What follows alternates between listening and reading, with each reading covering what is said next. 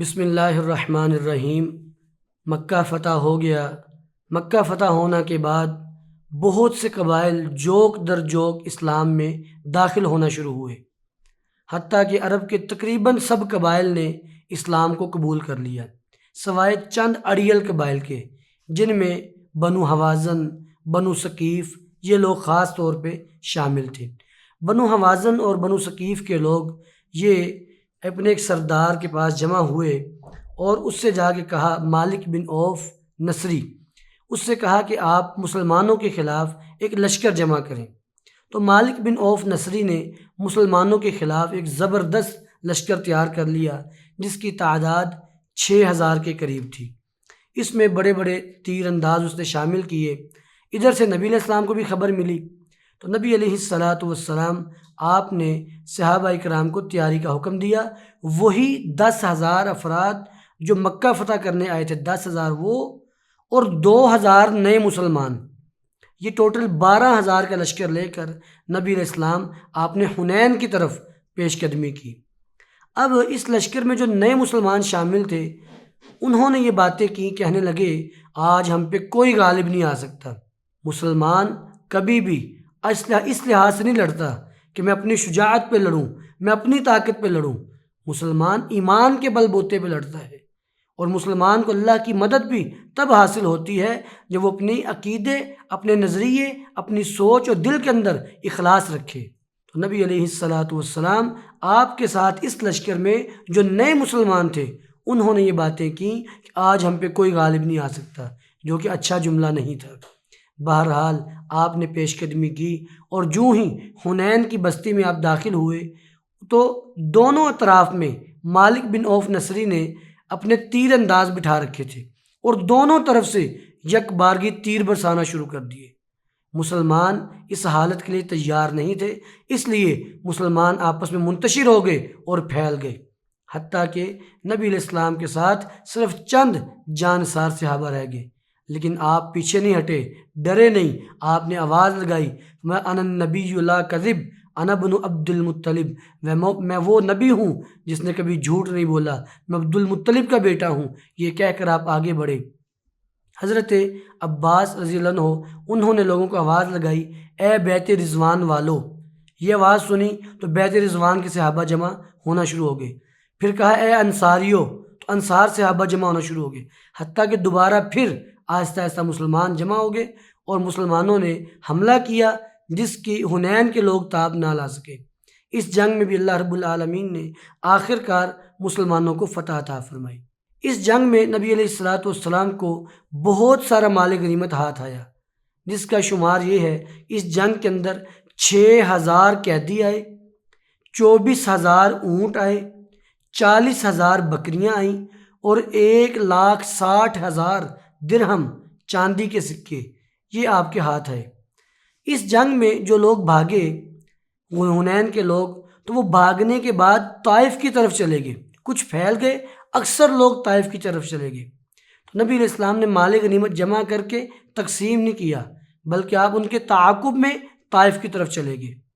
طائف جا کے آپ نے پورا 1 مہینہ اور بعض روایات میں 40 دن آپ نے محاصرہ رکھا، اور وہ لوگ قلعے کے اندر بند رہے۔ آخر کار پھر آپ محاصرہ توڑ کے پھر آپ واپس آ گئے، طائف کو آپ نے فتح نہیں کیا، آپ واپس آئے اور آپ نے مال غنیمت تقسیم کر دیا۔ اس جنگ میں آپ نے جو نئے مسلمان تھے ان کو زیادہ مال عطا کیا۔ اس بات پر کچھ انصار کے لوگوں نے، جو نئے نئے مسلمان تھے یا نوجوان طبقہ، انہوں نے یہ بات کہی کہ جب اللہ کے رسول کو مکے سے نکالا گیا تھا تب ہم نے جگہ دی، اور آج جب مال آیا ہے تو آپ نے نئے مسلمانوں کو تقسیم کر دیا، ہمیں آپ نے یاد ہی نہیں رکھا۔ تو یہ بات اڑتے اڑتے نبی علیہ السلام تک بھی جا پہنچی۔ آپ نے انصار کو جمع ہونے کا حکم دیا، انصار کے سب لوگ، بزرگ بھی اور نوجوان جمع ہوئے، اور پھر آپ وہاں پہ گئے اور آپ نے خطاب کیا اور فرمایا کہ اے لوگو، مجھے تمہارے سب احسانات یاد ہیں، مجھے یاد ہے جب مجھے مکے والوں نے نکال دیا تم نے مجھے جگہ دی، جب میں تنہا آیا تھا تم نے مجھے رہنے کے لیے گھر دیا، تم نے میں اپنے ساتھ سامان بانٹا، میرے ساتھ جگہ دی، گھر دیے، سامان دیا۔ تو کیا تم اس بات پہ راضی نہیں ہو کہ آج لوگ اپنے گھروں میں سامان لے کے جائیں اور تم اللہ کے رسول کو اپنے ساتھ لے کے جاؤ۔ 53 سال مکے کے اندر گزارنے والے، مکہ فتح ہو چکا ہے، لیکن فرمایا میں تمہارے ساتھ واپس جاؤں گا، میں یہاں نہیں رہوں گا کہ میں نے اپنا علاقہ فتح کر لیا ہے اپنے علاقے میں رہنا شروع کر دوں، نہیں، میں تمہارے ساتھ واپس جاؤں گا۔ تو انصار نے کہا کہ اللہ کے رسول، یہ تو چند نوجوانوں نے بات کر دی، رضینا باللہ ربًا وبالاسلام دینا وبمحمد نبیّا، ہم آپ پر راضی ہیں، ہمیں کسی طرح بھی کوئی گلہ شکوہ نہیں ہے۔ نبی علیہ السلام آپ حنین سے واپس آئے اور جعرانہ مقام سے آپ نے میقات پر احرام باندھا اور پھر آپ مکے میں آ کے عمرہ کیا۔ عمرہ کرنے کے بعد آپ واپس مدینہ تشریف لے گئے۔ مدینہ جانے کے بعد اب آپ نے دیکھا کہ عرب کے تقریباً تمام قبائل آپ کے مطیع ہو چکے تھے اور اسلام قبول کر چکے تھے۔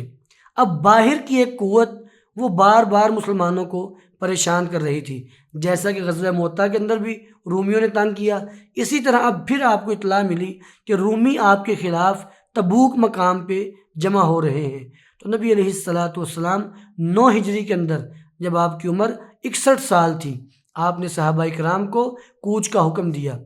اس جنگ کو جیش العسرہ بھی کہا جاتا ہے، تنگی والا غزوہ۔ اس جنگ کے اندر پھل پک چکے تھے، لیکن اس سے پہلے ہی آپ نے کوچ کا حکم دے دیا۔ سخت گرمی کا موسم، سخت تنگی کے حالات۔ اس جنگ کے اندر حضرت عثمان بن عفان رضی اللہ تعالیٰ عنہ انہوں نے کثرت سے مال خرچ کیا، حتیٰ کہ نبی علیہ السلام نے یہاں تک فرمایا ما ضر عثمان ما عمل بعد اليوم، عثمان آج کے بعد کوئی عمل بھی نہ کرے، اسے کوئی چیز نقصان نہیں پہنچا سکتی، وہ پھر بھی جنتی ہے۔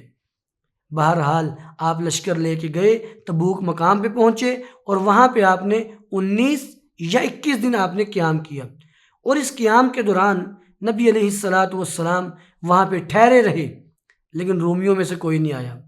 آخر کار نبی علیہ السلام آپ نے دومت الجندل کا امیر عقیدر، اس کو آپ نے پکڑ لیا۔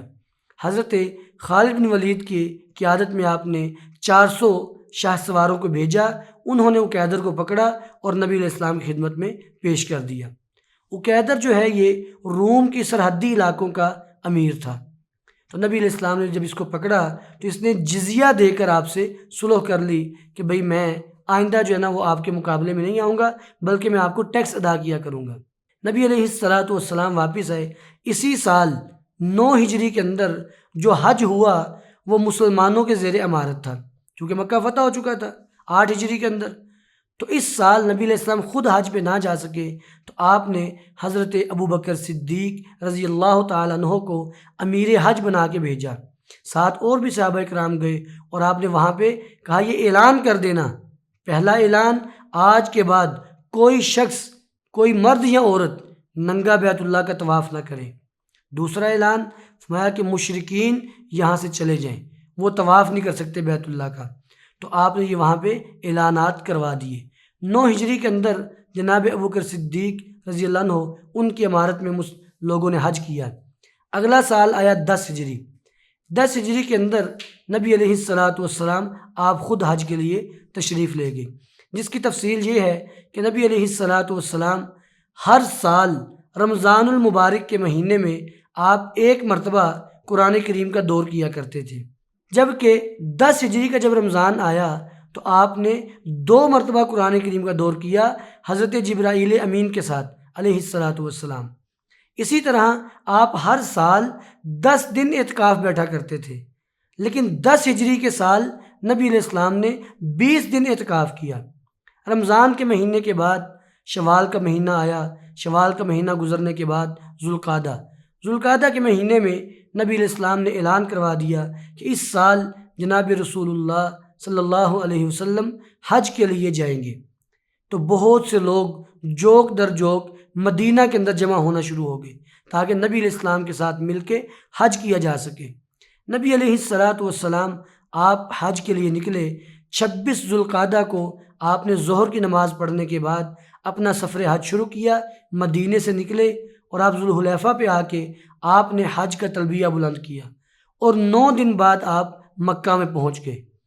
وہاں پہ جا کے آپ نے 4 ذوالحجہ کو آپ نے ایک عمرہ کیا، اس کے بعد آپ احرام میں رہے کیونکہ آپ کا حج قران تھا۔ اس کے بعد آپ 8 تاریخ کو مینا میں تشریف لے گئے اور مینا جانے کے بعد آپ کا حج شروع ہوا۔